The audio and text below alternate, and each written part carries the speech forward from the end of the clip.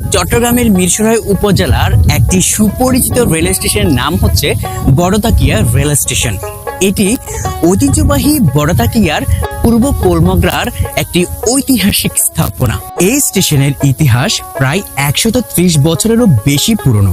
1895 সালের 1 জুলাই কুমিল্লা থেকে চট্টগ্রাম পর্যন্ত 149 কিলোমিটার মিটার গেজ রেলপথ চালু হওয়ার সময় মিরসরাই অঞ্চলের কয়েকটি স্টেশনের সঙ্গে বড়তাকিয়া রেলওয়ে স্টেশনও নির্মাণ করা হয়।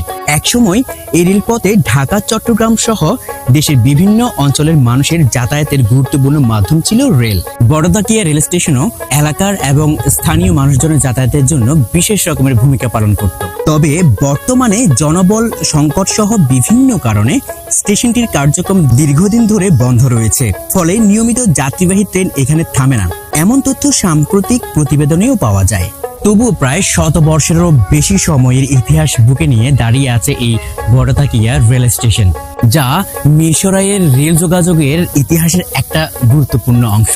ছড়াছড়িভাবে দাঁড়িয়ে থাকা এই ব্রিটিশ আমলে তৈরি এই রেল স্টেশনটির দিকে একবার চোখ বুলালে বোঝা যায় একটা সময়ে যাতায়াত ব্যবস্থায় এই রেল স্টেশনের বিশাল রকম একটা দাপট ছিল।